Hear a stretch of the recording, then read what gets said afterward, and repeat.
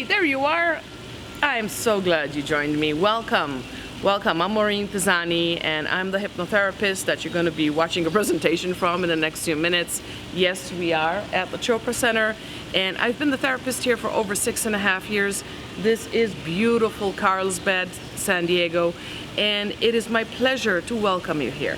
So as you join me for this journey, I'm going to walk you through some steps, information, who I am, why I am the way I am, and why I love hypnotherapy so much, why I believe in it, and why I know it'll make a difference even for you.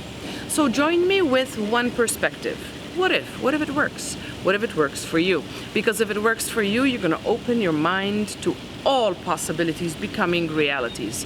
So as you join me, have fun. If you have any questions, email me at maureen@maureenpisani.com. And otherwise, I'll see you on the inside. See you soon. It is my pleasure to introduce to you Maureen Pisani. As an author and motivational speaker, Maureen utilizes her experiences to highlight how each of us has hidden strengths. As a hypnotherapist, Maureen is at a mastery level in all 4 modalities: hypnotherapy, therapeutic guided imagery, neurolinguistic programming, and Reiki energy work. In addition, she's the only hypnotherapist who has been a director and instructor in 2 nationally accredited colleges and is also a trainer for neurolinguistic programming. Because of her medical and scientific training and background, she's the only hypnotherapist who's a co-author of a research paper issued by the neuroscience department at UCLA. She is the resident hypnotherapist at the renowned Chopra Center in La Costa, San Diego County, California.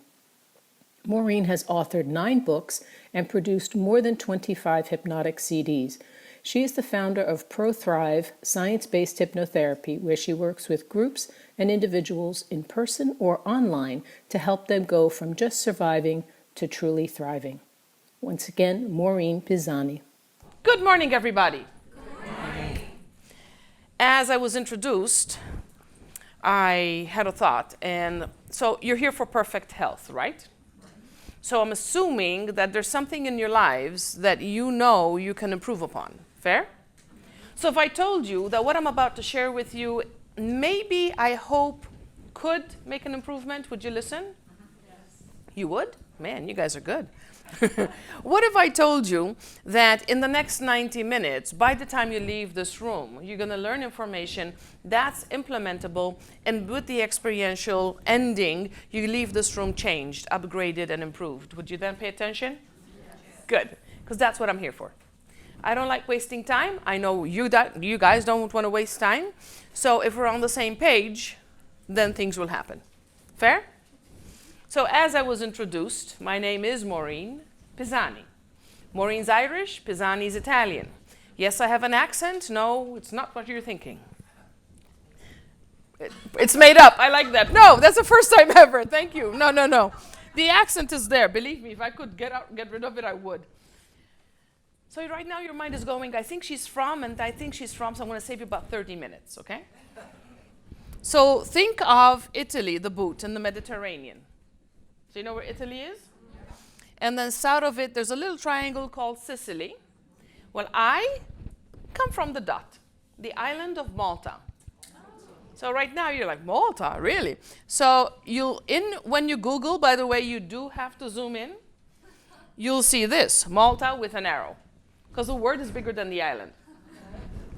It's gorgeous, and I'm going to share with you a lot of information, but it's tiny. It's 9 by 17 miles. Yes, you heard right. 9 by 17. So it's minute. So now that we got that out of the way, so let's talk about why we're here. Do I have anybody by the name of Jane in here? No, Jen is safe. Jane is not, because I pick on Jane.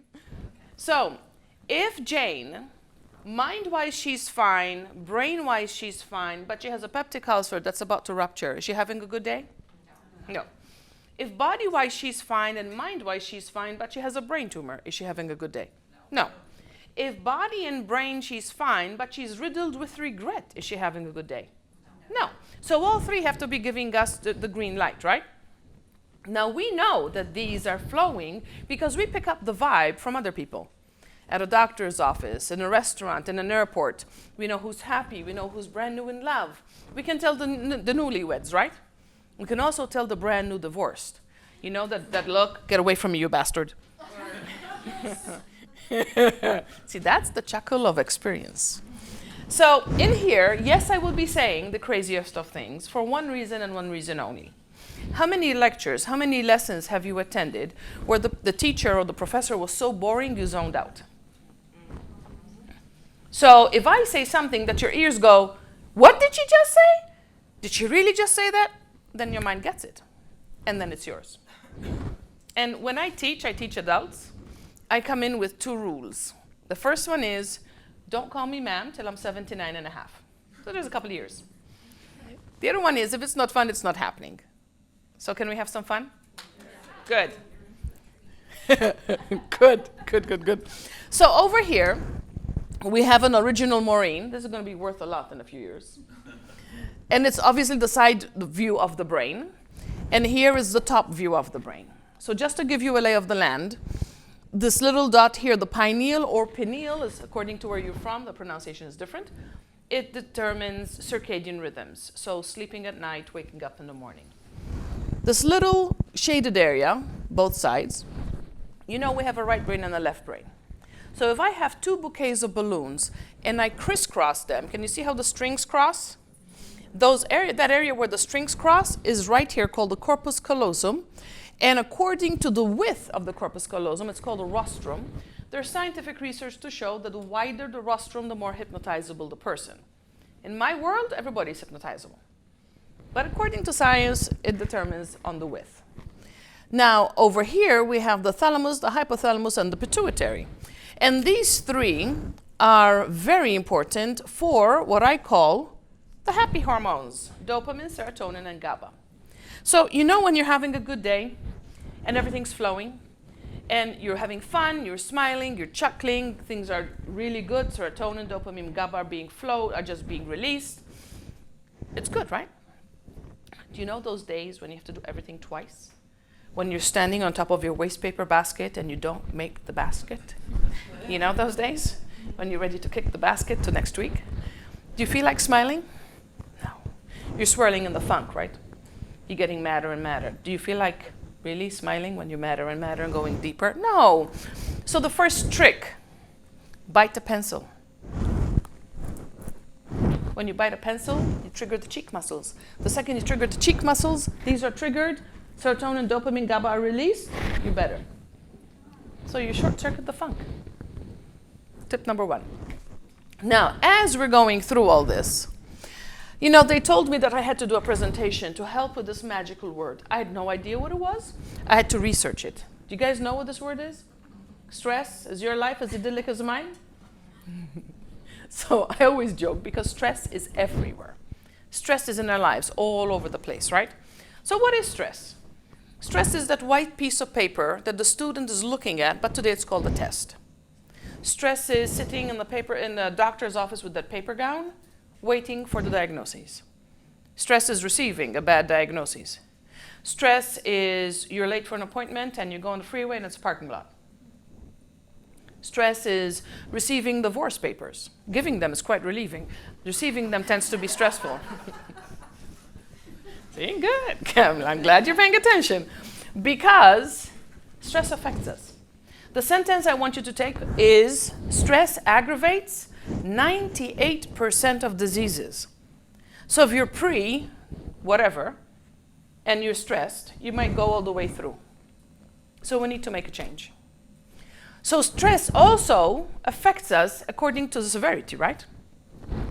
And I know there was a day that affected us all. September 11th. Remember the day when our life changed forever? Remember when we didn't know who was going to be attacked next? Were we safe? Were our loved ones safe? We had no idea, right? And what happened when that level hits, things happen in the mind, in the brain. Things happen in the brain. So we have the protagonists. The amygdala, which is this little tip here, is our safety guard. It's our security guard. So if I'm walking on the beach at, let's say, 10 a.m., I'm safe, right? I don't feel any warnings. I don't feel any heebie-jeebies. I'm on the beach at 10 a.m. If I'm walking in an alley at 11:30 at night, the hairs on the back of my neck are standing. Because, Maureen, you shouldn't be there, right? That's the amygdala telling me something's wrong. You're putting yourself in danger. Now, when something bad happens to us, it triggers. So this really happened. On my 3rd birthday, my uncle, remember, Malta, everybody smoked. So my uncle tells me, you're a big girl now, so go get me a box of matches. So I go to the cupboard, and I reach up on my tippy toes, and I grab the box, and as I'm bringing my hand down, it explodes. And I'm like, oh, look, fire. And I put it on, just bring it to me, and I was wearing a nylon dress, so the whole thing just... So I don't remember pain, but I do remember seeing my dad over there pass out, and my uncle going to him, and mom coming to me. And the funny part, because my mind has a really weird sense of humor, the rest of the memories are sideways, because apparently she ripped the flaming cloth off of me, covered me in petroleum jelly, and wrapped me in a towel, and apparently carried me like a burrito. So I have memories like this. So it's like the camera switched over, right? So that happened on my 3rd birthday. It took at least 8 to 10 years for somebody, like if I'm in the pew in the church and an altar boy goes to light the candles, the second he struck the match, I start shaking. Because it was, farther back, but 8 years of still getting that. So over here today in adult life, we have something out there called PTSD. For most of us, we think of PTSD as the soldier sitting behind his front door 3 a.m. with his AK-47 unlatched because he thinks the jihad's going to reattack. He knows he's stateside. He knows he's supposedly safe. But here's what happens. When we go from green to bloody red, like September 11th or being ambushed, when the amygdala triggers high alert, you're unsafe, high alert, you're being attacked, the hippocampus stops working. Now the hippocampus, its job is to file memories. So when you have that intensity of a shock, that intensity of an attack, and the hippocampus stops working, it happens every day. So the soldier is re-ambushed every day in his mind. And the stronger they are, the harsher the attack, the harder the re-experience, and the harder they fall. It makes us feel very undependable for ourselves because we don't know what's going to trigger it.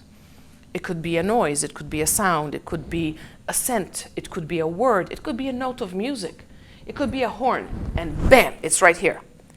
And when that happens, that's not good. That's not good. I have spill your guts right here. It's invisible ink. I'm in an elevator, and this lady standing next to me, I have no idea who she is, starts telling me that her fiancé fired her from the relationship.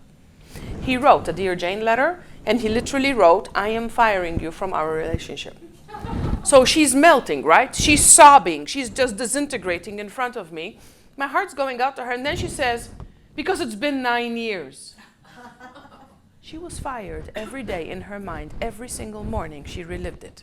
Because the second she read, I am firing you from our relationship, the amygdala went into high alert, the hippocampus got stuck, and she lived it again. So was she having a good day? No.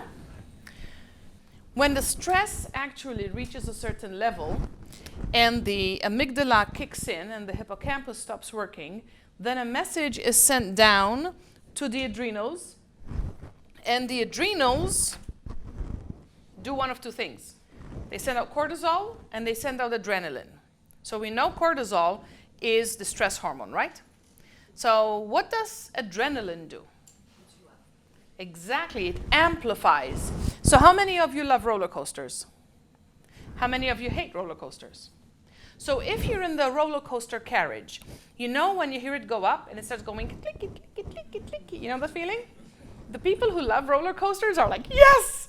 The people who hate roller coasters are white-knuckling it, right? Like, what did I say yes? Why did I say yes? That's adrenaline in both scenarios. So if you're happy, adrenaline amplifies happiness. If you're panicked, adrenaline amplifies panicked. So if the amygdala is on high alert, screaming bloody murder, if the hippocampus is going, it's happening every day, every day, every day. If the adrenals are flooding your system with cortisol and adrenaline, are you having a good day? No. So how about I tell you a little bit about why I'm here? Because I know you know I'm not the only hypnotherapist, right? I mean, think about it. That would be sweet. If I'm the only hypnotherapist on the planet, 8 billion people as my database, my God. That would be, I might actually admit to being overworked then. So, as I shared, I am from the island of Malta. It's picturesque. It's 9 by 17 miles. They have temples and prehistoric archaeological sites that are older than the pyramids and Stonehenge. They have the capital city built by the Knights of St. John. It's like nothing you've ever seen before. Go there, especially Easter week, Holy Week, because the processions they have there are nowhere else to be found, but then come back. It's cute, it's tiny. There's over 500,000 people. And when people ask me, why did you come here? I have a very simple answer. Because I wanted to do this without touching a cousin. So, the funny part is you think I'm joking. So over there, I was an X-ray technician. I worked night shift ER. One hospital, 1,500 beds for the entire country. So you went in at 7:30, you rolled your sleeves up, and you just did whatever. We had obstetrics, NICU, cath lab, catheterization, orthopedic, surgical, car crashes, heart attacks, whatever came in. Autopsies, whatever came in. So I come to this country. I'm the epitome of an immigrant. I wanted to come to America. I wanted to come to the land of opportunity. And it doesn't matter what I'll achieve in the future, nothing will outdo me becoming an American citizen. I really do feel that strongly about it. So I'm here. I want to work in a hospital. So I get my CRT license. Good. But to work in a hospital, you need your AART license. So I get the transcript sent from the University of Malta to them. Don't touch them. They send me a very cold letter stating that I could be in serious trouble. Because according to the AART people, I was submitting fraudulent paperwork. Because according to them, I was inventing countries. I can't make it up. Now, here's the kicker. Malta is mentioned in the Bible. St. Paul was shipwrecked there, so it's in the Acts of the Apostles. Guess what? I'm not that powerful. So, obviously, after I stopped laughing, because I'm like, yes, seriously, I knew there was a detour. I knew medical terminology. I knew how to type. As a kid, I played the piano, so I don't type like this. I type with a flat wrist. And I typed at the speed of speech. So in a 45-minute interview, I would present a 7-page report. Was learning Spanish on a side benefit, was really good. And the arms start hurting. I worked for 3 orthopedists. So I went to them, right? I'm like, guys, something's going on. Has anybody here had a nerve conduction study? Sorry, you guys know it's medieval torture. They put a sensor to your fingertip, and then they shock the nerve. And they time it. And if they don't hit the nerve the first time, they jab enough to make sure they get it. It's medieval torture. I really hope somebody comes up with a better technique. So it comes back that I had nerve damage. So what do you think the surgeons recommended? Surgery, A+. 10 surgeries later, see, till now you thought of me as normal. Sleeves are magical that way. I had actually 5 surgeries on each elbow. So there's 1, there's 2 there, 4, and 5. And that's on both arms. And just in case you weren't sure, and no, they weren't broken fingernails, this is what I went through. Every time. Not exactly fun. And obviously, this arm is this arm. Every time I was in this contraption, 3 weeks in the cast with the stim and the ice water. And it was basically the worst. Anything that could go wrong did go wrong. So we started with the right elbow here. They did an epicondylectomy. When I came out of surgery, 3 weeks in the cast, I'm still in horrific pain. They're like, really? You're still in pain? Must have been the wrong spot. So sorry. Then we did this one. How come you're still in pain? No, we couldn't have had the wrong spot again, did we? So let's try over here. By the time we did the third one on the elbow, I had developed a horrific fear of needles. So then I asked, can you do the 3 procedures on the left on the same day? Don't ever say that. Don't ever ask for that. Because by the time they came to the third site, the joint was so distorted and swollen, we don't know what they did. So with the right arm, I'm in a cast 3 weeks per procedure. With the left arm, after 3 procedures on the same day, he wants to take the cast off after 3 weeks. So I ask, isn't the arm weaker? Oh, you're questioning me. And off he goes. He says, I'll see you when I come back. And he goes for a 5-week African safari. When they took the cast off, the elbow was locked. So now, yes, I switched surgeons. First thing we have to do is open the elbow. So when you get your ears pierced and you hear the cartilage pop? I would go for physical therapy, and the therapists with their thumbs would push as hard as they can to actually crack the scar tissue and get it to release. And we're talking atrocious pain here. I give him my arm, I'm just sobbing, and she, because it was always female, she would just do what she needed to do because we both know it needed to happen. She had nothing to say. I mean, what are you going to say? I'm sorry? I know she had to do it. Finally, we got the elbow to move. What happened then was that the new surgeon had to revise the epicondylectomy because they didn't shave off enough bone the first time. But on this arm, you guys don't have it, and I shouldn't have had it. There was a white fiber pushing down, like a thick shoelace. And they showed me pictures. So they took it out. On this arm, when you do this movement, it's called supination. There's a supinator muscle that goes from the elbow to the inside of the wrist.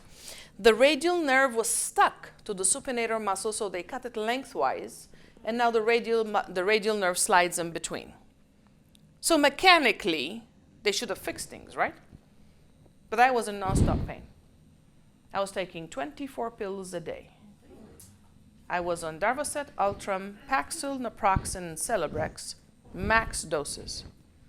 And nothing helped. Nothing helped.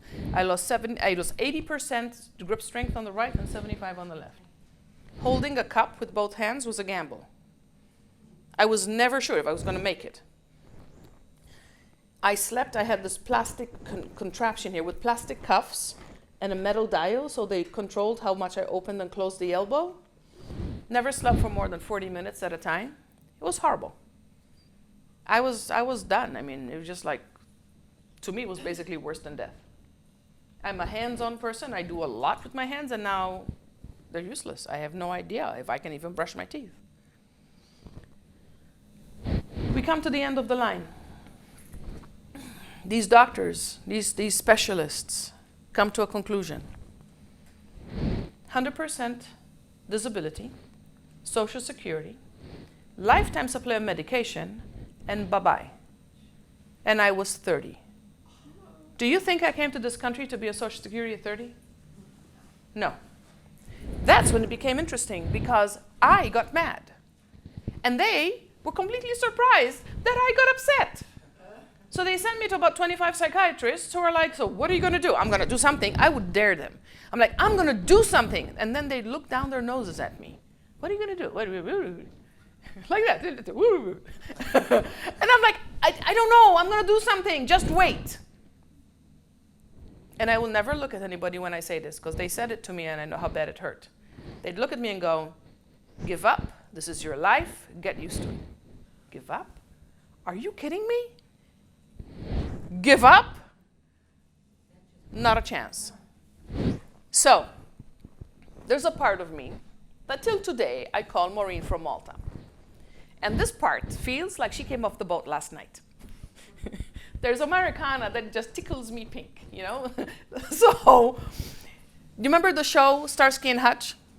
So, where I used to live at the time, they were going to have a fair with the car. They were going to have the car from Starsky and Hutch. So I had to go. I mean, this was like, giddy. So I'm there. The car was there. And on the side, there's a lady offering free handwriting analysis. At the time, it was on Social Security. That's all I could afford. It's free. So I go, and I give her my little handwriting sample, and she reads me like a book. And I'm like, oh my God, how did you do this? It was like a drug smuggling deal. This little tiny lady sitting at a table does this. Call them. Not, this is the best college in town. Not, this is going to change your life. Just call them. So I called. Went in, had no idea what I was going in for. Now remember, I'm from Malta, so I'm as Catholic as they come. So I had two questions. One, is it against the church? And he goes, no, it's all scientific. And I'm going to explain it to you in a second. And two, can you do this without your arms? And he goes, well, if you can snap your fingers, you can. So I'm like, I can. Let's start this. So I started the program. And I could go there because from where I lived, it was a right, left, right turn and 8 miles on a main thoroughfare. So if I drove slow, I could hold the steering wheel. I would leave like 2 hours early just because I couldn't, risk. So I started. Only I'm a note taker. And the second I'd start writing notes, my hand would cramp. And I'd have to pluck the pen out and take the fingers one by one. Pain was ridiculous. So I go to the director and I said, listen, I love it. I get it mentally. I want to do this. But my hands are hurting so bad I can't think straight. And he looks at me and goes, we have hypnotherapists, right? I'm still on 24 pills a day. So upstairs was a little foggy. And I go, yeah, so? And he goes, maybe an appointment? So I set up an appointment. And I go and I find one of the senior instructors who had been mentored by the founder who had already passed. So the guy was actually a little flippant. He was almost like, yeah, so what's the big deal? Have you seen my arms? That's the big deal. So it gets me talking. Now I'm used to pain. I'm used to all kinds of atrocious things. The guy gets me answering questions. And I answer. And then at one point he goes, okay, so now it's time for hypnosis. So I go into the recliner, right? Remember, I have no idea what to expect.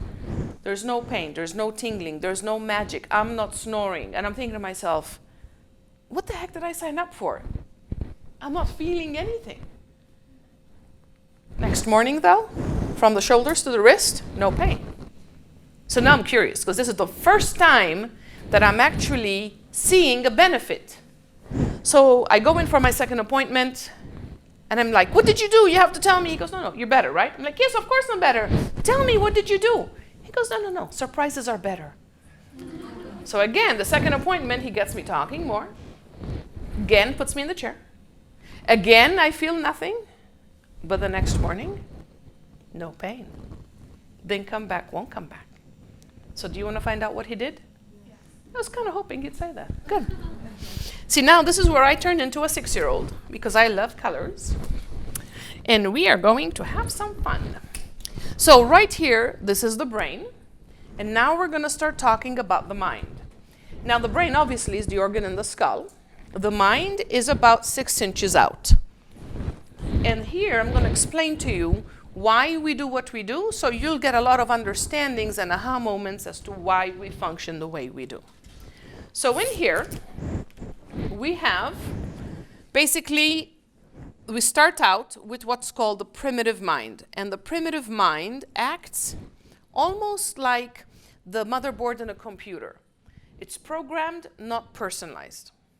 In the primitive mind, we have 2 fears, the fear of loud noise and falling. So if you deal with babies or you've dealt with babies and you jolt them, they scream, right? If without warning, I slam, you jump. Hardwired responses. In here, we also have fight, flight, which you know are triggered in emergencies, freeze, and food. So if we were a prehistoric village and a saber-toothed tiger jumped in, some of us would choose fight, kill the tiger, eat it. Some of us would choose flee, don't be eaten by the tiger. Some of us would choose freeze, remember Jurassic Park? Don't move a muscle. And some of us would go to the next village and eat to make sure we're alive tomorrow. If today we all had to walk out of the Omni Resort, and as we're walking out, we witness a car crash. Some of us would choose fight, go in and help. Some of us would choose flee, I'm out of here, I'm not going to be a witness. Some of us would be frozen on the sidewalk, teeter-tottering. Oh my God, they almost hit me. And the others, some of us, would walk down to the grocery store and buy a donut. Some of us would. Hardwired responses. Now, between 0 and 8, we start building a library of knowns. Thousands of experiences that are good, others not so good. This is what we call your unconscious mind. And we function on the premise that we identify, associate, and respond to everything. We like chocolates, we hate broccoli. We like compliments, we hate insults. We like being included, we hate being excluded. Likes, dislikes. Around 9, 10, 11, we start building the critical mind. Critical mind acts as a filter. The older we get, the thicker it becomes. Now the kids start asking, is it dad or Santa Claus? Is it mom or the tooth fairy? What's going on here? Around 11, 12, 13, we start building our conscious mind that has logic, reasoning, analyzing abilities, decision-making abilities, a voice, and willpower. So till now it looks like a good plan, huh? So this is where I would like to, what I call the audience participation moment. You, each of you, are here for something specific. You want to achieve something. So I would like you to just yell it out so I can write it in this desires box. So what are you here for? Health. Very good. So health, what else? Pain-free. Pardon? Pain-free. So physical comfort? Yeah. There you. We always talk in the positive, and I think this thing died. So let's use, hold on. So physical comfort. What else? Connections. In, Connections. so like people connections? Nice. So, all right, connections it is. What else are we looking for here? Learning. So self-awareness? Yeah. What else? Improvement. Of? Self. There you go. Self-improvement. What else are we looking for? Freeing of old issues. So releasing past? What else are we looking for? Balance. Very good. What else are we looking for? Grief relief. Very good. What else are we looking for? Absolutely. What else are we looking for? Anxiety management. So calmness? Hold on. When we talk about anxiety management, I know what you mean, but you're putting a lot of emphasis on the word anxiety. So if we bring in calmness, then automatically just minimizes its value. So what else are we looking for? Lose weight. Okay, so weight management. So I have a question. So weight management. Is abundance mine, or does anybody want some? I almost said abundance.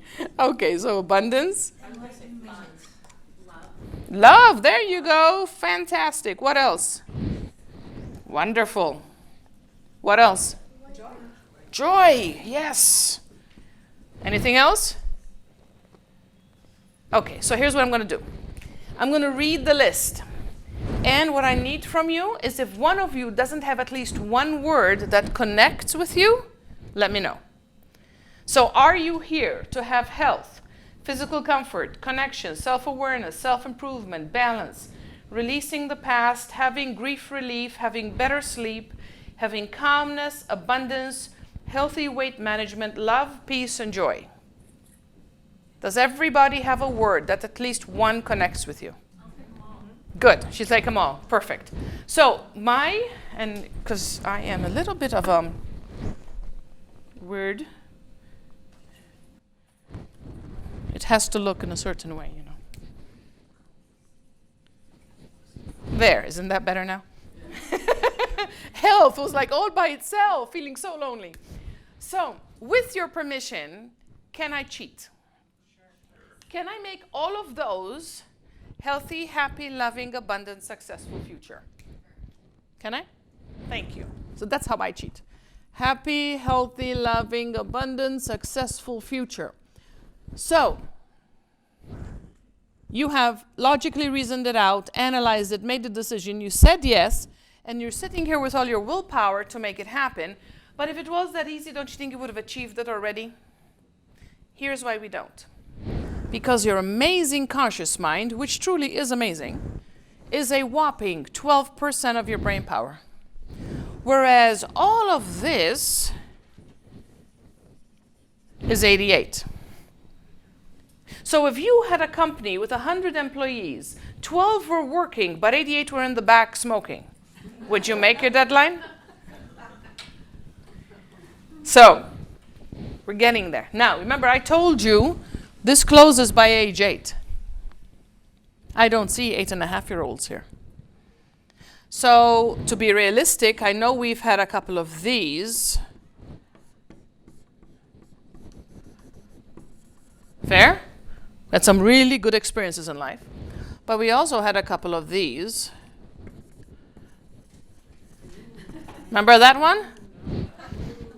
So it would be more realistic that today your unconscious mind is more like this than before, right? So the kicker is this. Because in the unconscious mind, we have something called the pain-pleasure principle. Meaning that we avoid pain and we seek pleasure. That's the first statement till now, right? We avoid pain, we seek pleasure. But there's a little twist in the story because it's not what you're thinking. Everything in the unconscious mind that you have experienced is considered a known. The so-so, the good, the ecstatic, the mediocre, the horrific, a known. Things that left you hanging by the skin of your teeth, a known. Knowns are pleasure. The best way to explain it is the British saying, better the devil you know than the one you don't.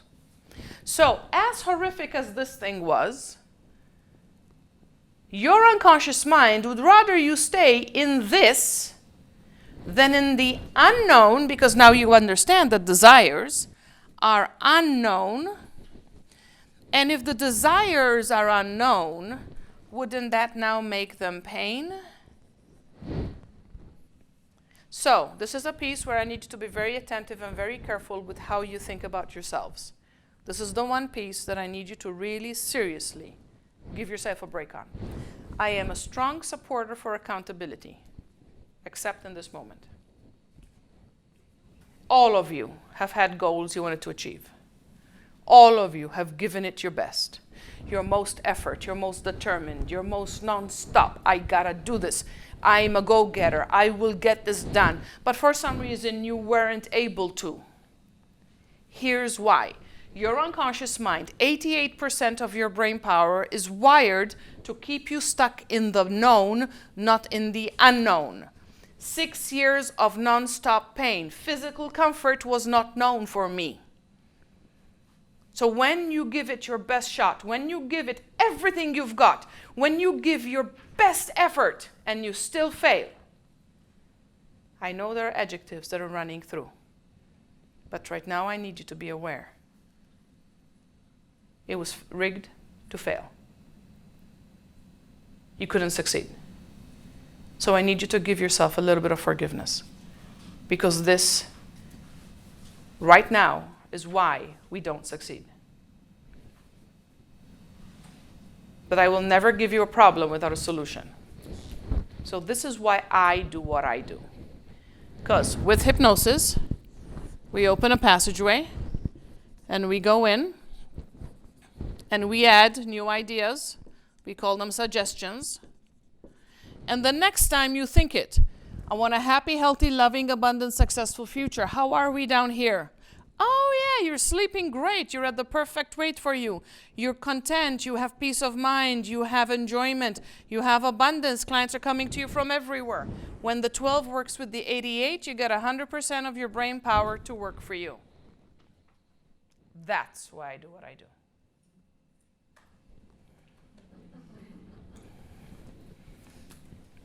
I am not here to waste time. I am not here to give you false hope. I am here because this works. And I need you to have that little moment of self-forgiveness, because before today, you had no idea. So we took care of the brain. Now we've taken care of the mind. And by the way, just to give you the final sentence here, the second all the suggestions are in your unconscious mind, and the unconscious mind does not recognize fact from fiction. Once they're in, they're knowns. There won't be resistance. There won't be Everest to climb every day. Once they're in, they're yours. I've had people with one session lose 70 pounds. One session. I've had people who smoke 3.5 packs a day stop one session. Hypnotherapy is known as the shortest therapy for the most permanent results. That's why I do what I do. So we've taken care of the brain, we've taken care of the mind. Now we go to the body. And the body here, we have the kid from SpongeBob and Jack in the Box. See, now you'll never forget him. Isn't he cute? So, you know that the right brain controls left body, and the left brain controls right body. So if you're always hurting the right side, I am going to start looking into what in the left brain function is bothering your life. Left brain strengths are logical thinking, linear thinking, career, and finances. If you're always hurting the left side of your body, then I'm going to look into what's going on the right brain. And right brain strengths are relationships, emotions, creativity, and symbolism. If you're always hurting the right side is masculine energy, left side is feminine energy. Shoulders are responsibility. Lower back pain is financial instability. The hip is the thought of change, the knee is the plan of change, the ankle is the action of change. As you go through life, everything you tell me means something. I had a lady come in with left knee pain. So I look at her, I'm like, so when you're planning on leaving him? And she's like, oh, how did you know? It's the left knee. So I'm looking, right? I'm always translating. It's almost deciphering. You know how you play a jigsaw puzzle? We take the box cover and put it right there, and every piece we kind of check. Every client, every session for me is a jigsaw puzzle without the box cover, because I'm seeing how they all fit. Everything clicks. And I'm looking for how you present. If you're a lady in the financial world, which is a male-dominated world, there's a strong possibility, and I'm going to give you both versions here, that you're hurting the right side because that's the masculine, because you're trying to break through. There we go. Because you can't use your feminine, because feminine, they'll crush you. Or you will hurt your left side, your feminine energy, because even you think that your left is too weak. It's fascinating. Now, why does all this work? We have something called the nervous system. The nervous system has two parts. It's got the central nervous system, which makes us move, and it's got the autonomic nervous system. And the autonomic nervous system is beneath our awareness. So, let's say I drink too much. Let's say water. Nothing? Seriously? You guys are that nice? Thank you. I'm European. I drink water too, yes. So, let's say I drink too much water. Won't my kidneys filter faster? Do I need to tell them? No, they just do, right? If I'm in that infamous alley and this big guy is running close to me to attack me, can I go, excuse me, mister, hold on, heart, beat at 200 beats a minute? No, it just does, right? So if this is beneath our awareness, and if all of this is beneath our awareness, can you see how we start connecting dots? Now, the secret weapon you guys have is that nothing in my life has ever been normal. In Malta, when I was training to be an X-ray tech, the government was so cheap, they didn't want to pay the professor to teach 2 classes, so they lumped in the X-ray techs with the medical students. So my anatomy and physiology is medical student level, which really helps me understand how we can get things done. Things like blood pressure. I cannot tell you how many times, how many emails I have with people telling me, I can't believe my blood pressure is still this low. Because the unconscious mind doesn't know what you want. But once we put it in there, then it goes, oh, okay, that's what you want. No problem, we'll get it done. I can actually share this because he posted it on Psychology Today. But a friend of mine, he calls me from the ER. His heartbeat was 260 beats a minute. So even if you don't have medical training, you know that's bad. She'll be 68, by the way. 260. And he calls with, I'm in the ER, nothing's working, they're freaking out. And I go, okay. Hypnotize them over the phone. In under 5 minutes, we bring it down to normal sinus rhythm. The unconscious is very good at taking suggestions and implementing. So now, of course, all the alarms in his cubicle stop. And the second they stop, all the doctors run in. And you hear the, what the? And he goes, okay, we're good, thank you. And it's fascinating to me because this is how this works. Many, many years ago, on December 22nd, one of my mentees calls me, apologizing. She goes, I know it's Christmas time, but I can't help it. I have a major crisis. Her mother was diagnosed with a brain tumor the size of an orange. The lady was in her mid-70s. The second she was diagnosed, she was in ICU. So I go to ICU. I hypnotize her in bed. It was a big Filipino family, so there was going to be a daughter with her all the time. And the agreement was the second the alarm started going up, they'd call me, I'd hypnotize her, calm her down. The doctor's best case scenario was she needed 2 surgeries. One to remove the circulation around the tumor, and the second one to take the tumor out. Best case scenario, if she came out of the surgeries, she might be walking with a walker in 6 months.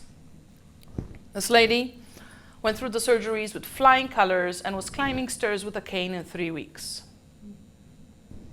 8 years later, she started developing symptoms again. So they go back to the doctor.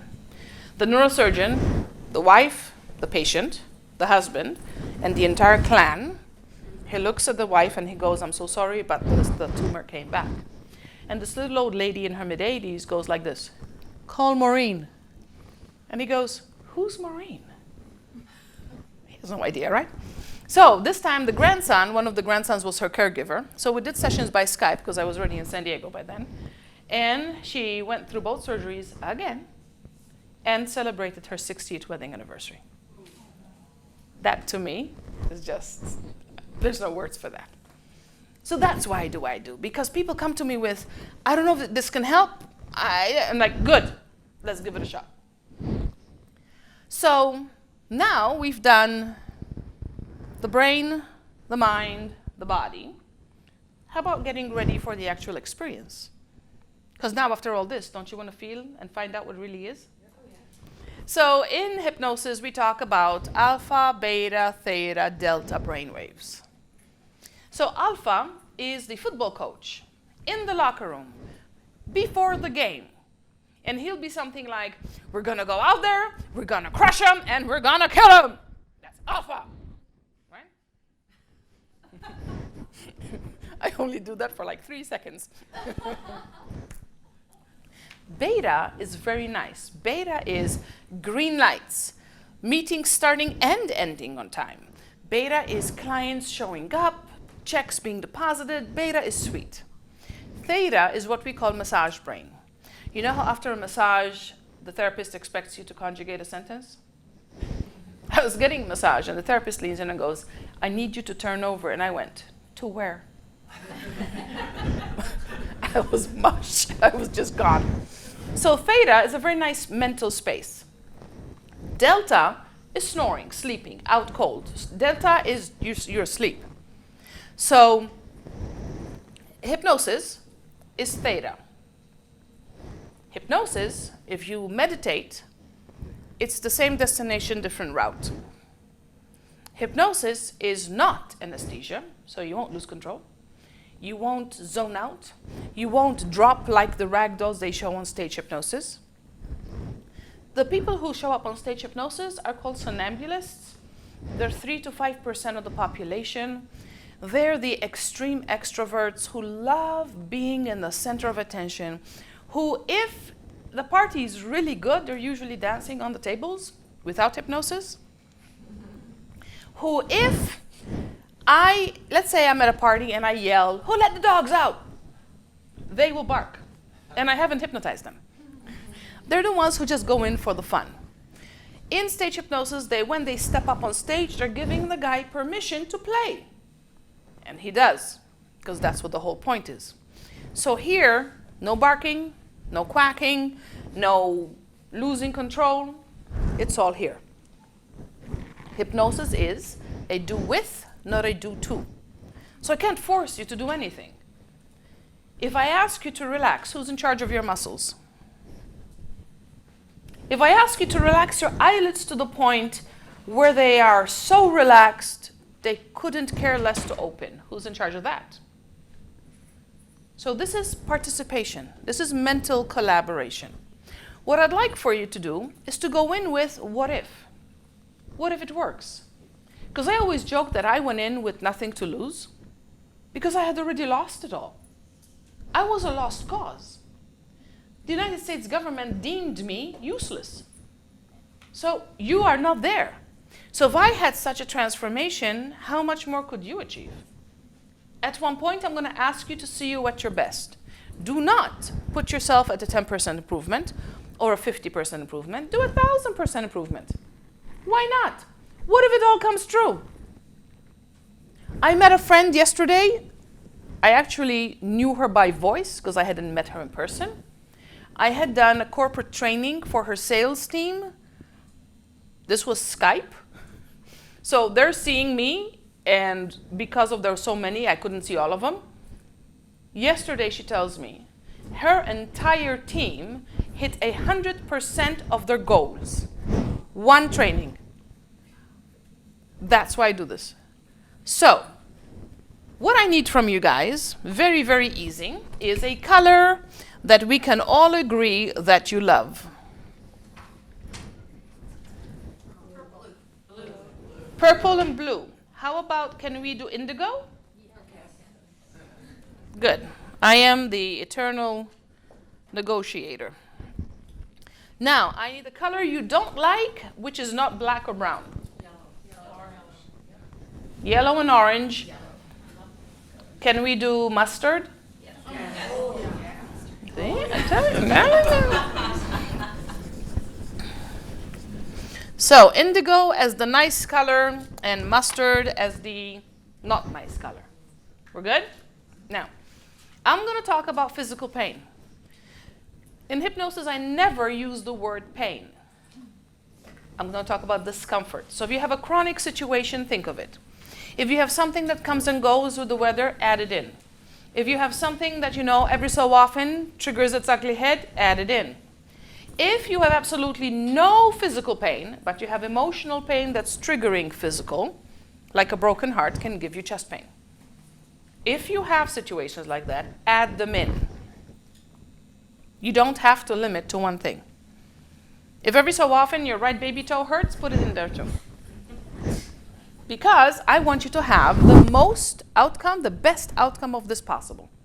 Fair? Now, hypnosis is not a posture class. So if you want to slouch, I won't think on you. What I am going to ask you to do is be comfortable. Obviously I'm never going to speak in the negative, but if I say anything that doesn't resonate with you, all you need to do is open your eyes and think your name, and you're out of hypnosis. Nothing will ever happen where you're stuck. If you're all hypnotized and I pass out, what's going to happen? Other than the Richter scale picking up. At one point, one of you will have a bladder that will wake you up. And then you wake everybody else up and hopefully shake me awake. At least, right? Hopefully. So, are we good?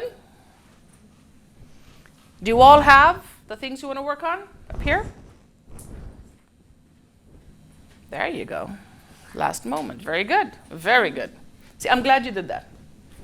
Because in here, and I'm always saying this, this is your space. You've come here specifically to improve you. So gift you. If you're teeter-tottering, should I? Yes. Should I go for the extra? Yes. Should I think of me in a better way? Yes.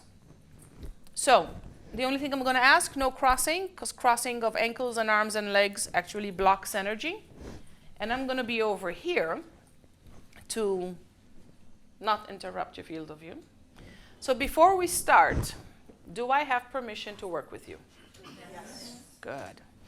And what I need from you all is to just participate. Don't try and make it difficult or easy. Just go along with the flow. So I need you to all find a spot in front of you and focus on it.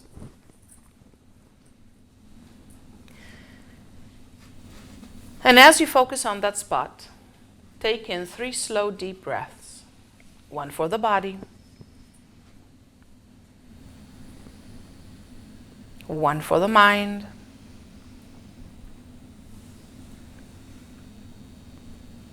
and 1 for the emotions. And as you listen to the sound of my voice, the breathing becomes deep and rhythmic. As you allow your breathing to become deep and rhythmic, you'll notice how your eyes continue to blink. With every blink, they become 10 times as heavy. With every blink, they become even more relaxed. With every blink, the fibers in the eyelids start releasing, and the eyelids start getting heavier and heavier, more and more relaxed, more and more unwound. The muscles in the small of your back relax, and you connect with how safe you feel. And the eyelids keep getting even heavier. And even for that split second that the eyelids are closed, even the eyelids themselves stop preferring to stay closed, and reopening becomes a chore. Now you know you're going to be in complete control the entire time. So the thought of allowing your eyes to close and stay closed becomes a welcomed idea. In the next few moments, your eyelids are going to become so incredibly heavy and so incredibly tired and so incredibly lethargic and so incredibly exhausted that you'll simply let them close and stay closed. And when that happens, all you have to do is switch your focus to the sound of my voice. It's a very soothing feeling for you to be this incredibly comfortable and in control. In fact, you let your own thoughts repeat this. I'm in charge of this. I want to experience this. I've closed my eyes millions of times, and I am allowing this to be now my experience. Not only can I do this, I will do this, because I want to feel the benefits. I want to experience the benefits. So I will allow my eyelids to close now. And you'll notice that as your eyelids close and stay closed, your level of relaxation is even more profound. Now you know the harder you try to keep them open, the heavier the eyelids get. And in the next few moments, you will simply let your eyelids close completely. And as they close, you will notice a deeper relaxation flowing through. As you listen to my voice, the eyelids close now. And with every breath, you become even more comfortable. And in fact, from the eyebrows to the cheekbones, the muscles in the eyelids release more than ever before. The fibers and the muscles of the eyelids unwind more than ever before.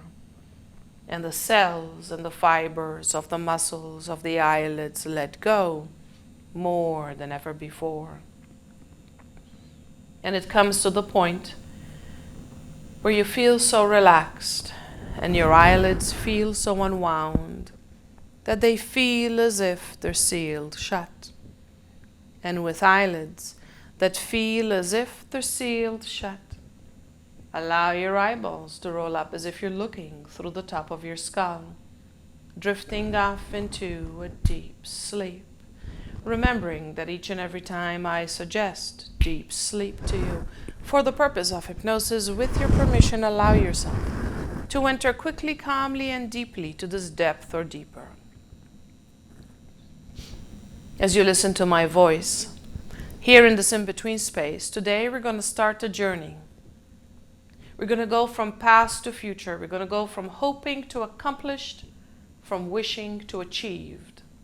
So I want you to see yourself at your best health, your best love, your best wealth, your best abundance, your best environment, your best in every way. Make it big, make it bright. As you observe it, smell it, taste it, feel it, hear it, see it. And now think to yourself, I like this. I want this. I am this.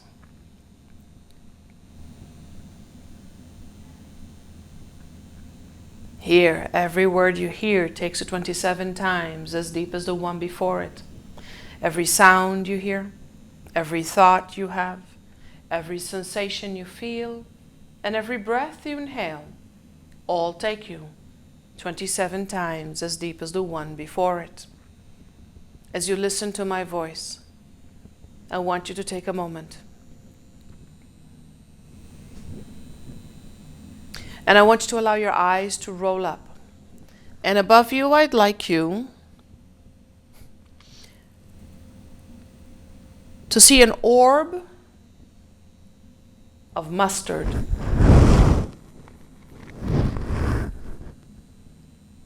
And as you see this orb of mustard energy, I want you to take as much or as little as you need to color or paint any body part or body parts that are either causing you discomfort right now or have been. Use as little or as much as you need. Go from head to toe and back.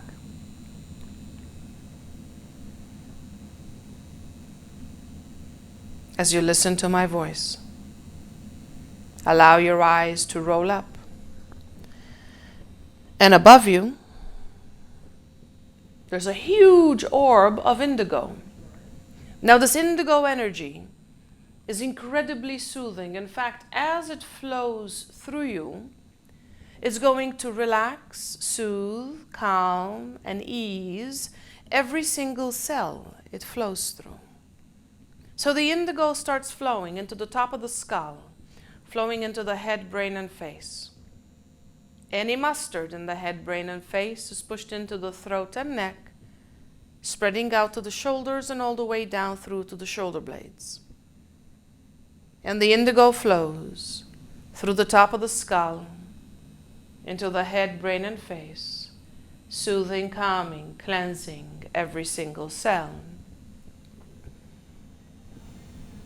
The indigo flows through the throat and neck, through all the vertebrae, through all the muscles, spreading out to the shoulders, and any mustard is sent into the chest, back, and arms.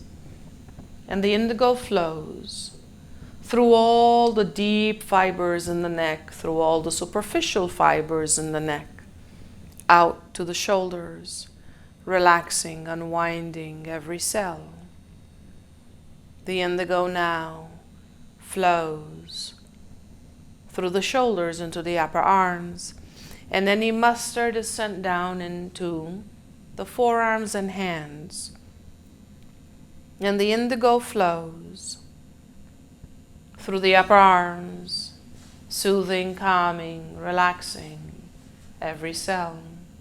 As the indigo starts flowing into the elbows and forearms, the mustard is sent down into the fingers, and it starts dripping out of the fingertips.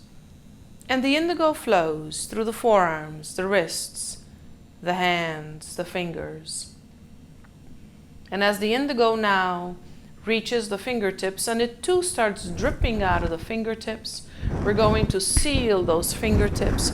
And from the shoulders to the fingertips, your entire arms and hands, are completely saturated with this beautiful indigo. From the shoulders now, the indigo flows into the chest and upper back. And any mustard in the chest and upper back is sent down into the stomach and lower back.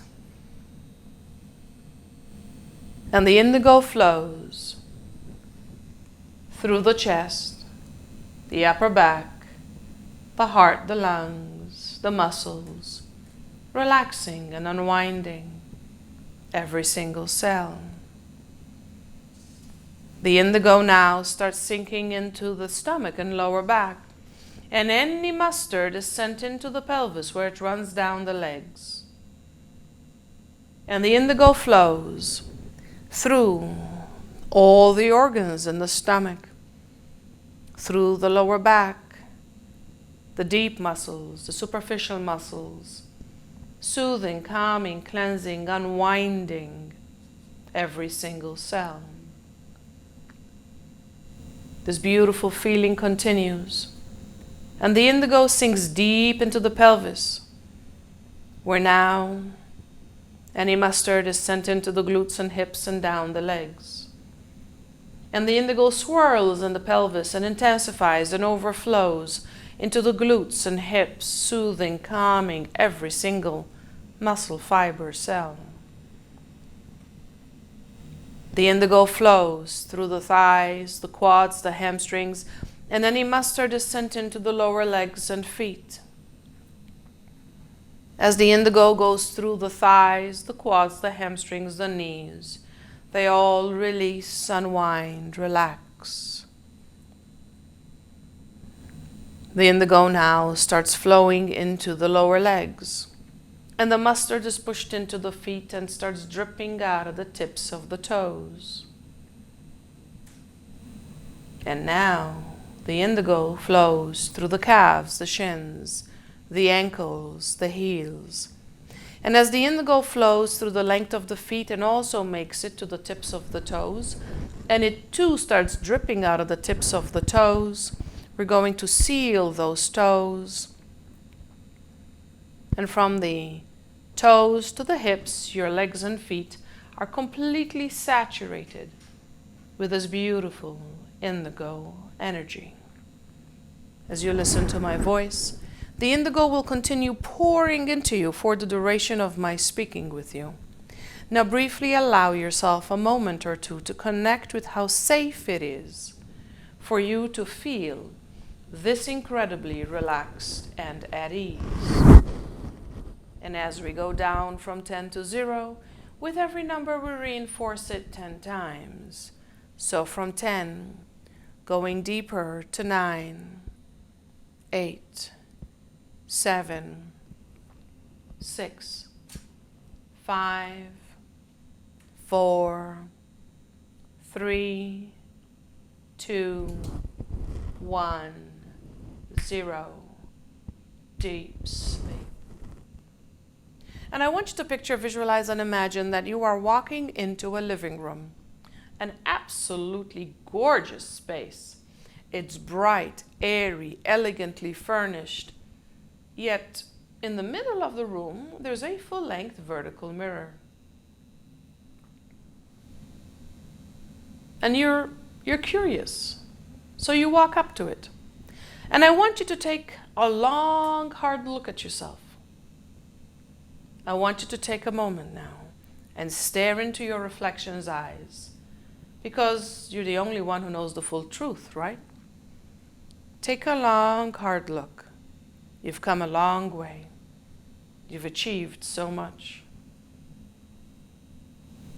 In the next few moments, I'm going to ask some questions. Each and every time I ask a question, I need you to repeat it silently here and verbally there. As soon as you ask the question there, your reflection will nod. And as soon as it nods, I want you to nod here so I know it's nodded. So ask it.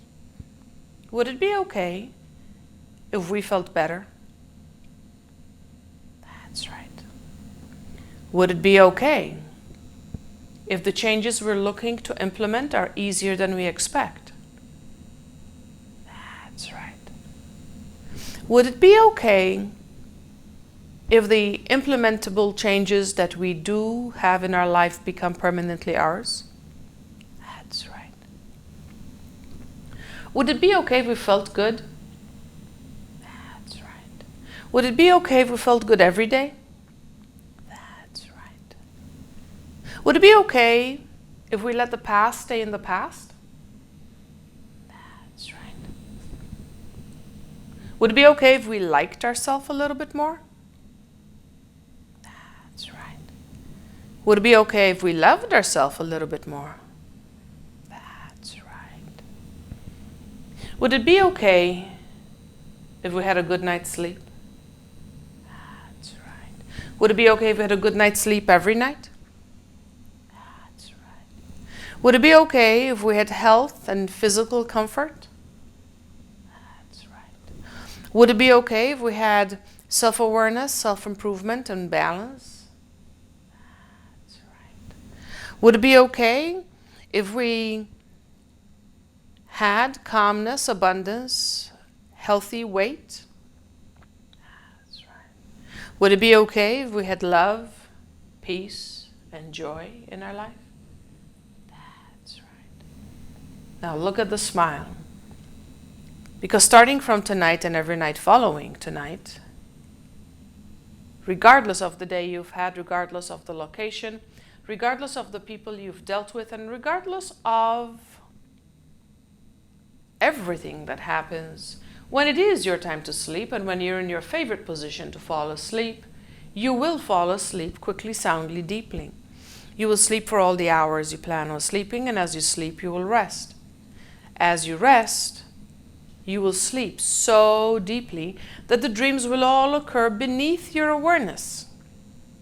And as you sleep and rest, in the dreams beneath your awareness, you will discard, delete, and annihilate everything negative from the past, instantly replacing it with the fact that you are now ready for better. You are now ready for health, joy, comfort, abundance, peace, and love. So as we go down from 5 to 0 with every number, we lock this in 10 times. And at 0, you simply drift off into a deep sleep. So from 5, going deeper to 4, releasing. Deeper to 3, unwinding. Deeper to 2, relaxing. Deeper to 1, letting go. And all the way down to 0, deep sleep.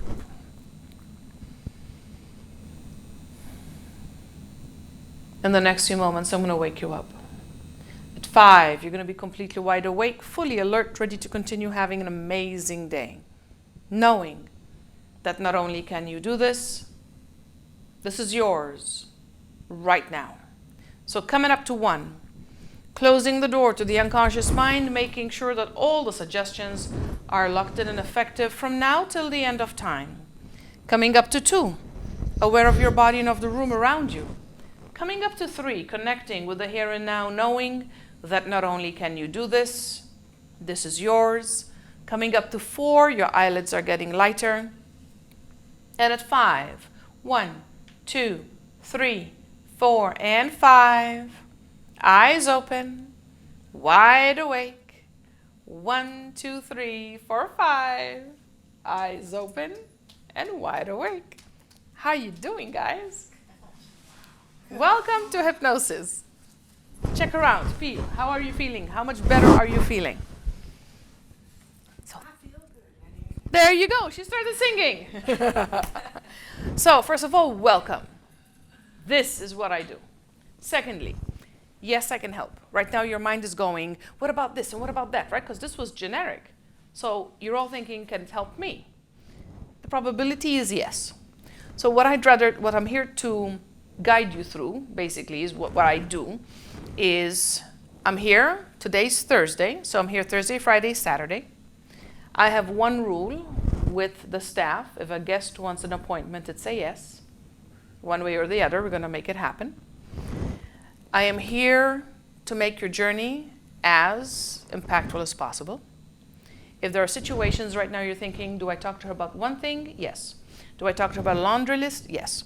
Do I talk to her and I don't know why I'm going? Yes. Yeah, I've had old people walk in and go, I don't know why I'm here. Okay. So to book an appointment with me, the ladies at the counter actually know your schedule and mine. So the ladies at the counter are ladies downstairs at the Mind Body Center. And from my end, it's been an absolute pleasure to be of service. I look forward to getting to know you. But at this point, I wish you all the best of time, and I'll see you soon. Thank you.